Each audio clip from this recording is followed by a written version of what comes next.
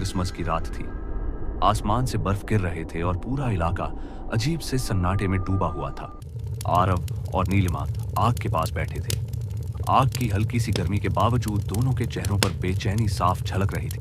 अचानक दीवार पर लगी घड़ी की सुइयां 12 पर आकर मिल गईं। उसी पल दरवाजे पर धीमी सी दस्तक गूंजी। आरव और नीलिमा एक दूसरे की ओर चौंक कर देखने लगे।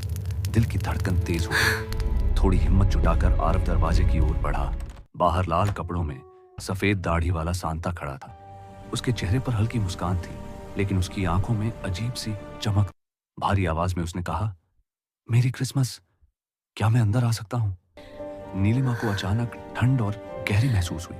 फिर भी दोनों ने उसे अंदर बुला लिया। सांता आग के पास बैठ गया, लेकिन उसके बैठते ही कमरे में अजीब सी ठंड फैलने लगी। आग की लौ कमजोर पड़ने लगी और दोनों को असहजता होने लगी। तभी नीलिमा की नजर दीवार पर पड़ी। वहां पर छायाएं साफ दिख रही थी, लेकिन सांता की परछाई में 2 नुकीले सींग और लंबे नुकीले पंजे थे। डर के मारे नीलिमा ने आरव का हाथ कसकर पकड़ लिया और फुसफुसाई, आरव, दीवार देखो।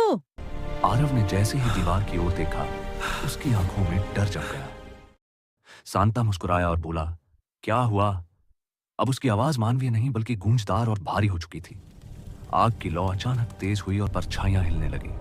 दीवार पर सींग और पंजे और भी बड़े होते चले गए। सांता धीरे धीरे खड़ा हुआ। उसके कदमों की आवाज पूरे कमरे में गूंज उठी। उसने कहा, हर साल लोग मुझे खुशी से बुलाते हैं, लेकिन कोई यह नहीं पूछता कि मैं सच में कौन हूं। उसकी आंखें लाल हो गईं, चेहरा भयानक बन गया। उसके पीछे एक डरावना राक्षसी रूप उभरने लगा और दीवार पर उसकी परछाई पूरी तरह एक मॉन्स्टर में बदल गई। नीलिमा डर के मारे पीछे हटकर दीवार से लग गई। आरव दरवाजे की ओर भागा, लेकिन दरवाजा अपने आप बंद हो गया। कमरे में डर और घबराहट की हवा भर गई। सांता की आवाज गूंजी, क्रिसमस सिर्फ तोहफों का त्योहार नहीं है, यह पुराने कर्ज चुकाने की रात भी है। अचानक लाइट बुझ गई। घोर अंधेरे में सिर्फ दीवार पर वो डरावनी परछाई दिख रही थी, जो धीरे धीरे आरव और नीलिमा की ओर बढ़ रही थी। दोनों डर के मारे एक दूसरे से चिपक गए। बाहर बर्फ गिरती रही, भीतर सन्नाटा और भयानक ऊर्जा फैल गई। सुबह जब पड़ोसी घर के बाहर पहुंचे तो घर बंद था। अंदर आग बुझ चुकी थी। माहौल ठंडा और वीरान था। दीवार पर 3 परछाइयां जमी हुई थी, 2 इंसानी और एक सींगों व पंजों वाली। सांता की परछाई मानो हमेशा के लिए मुस्कुरा रही थी।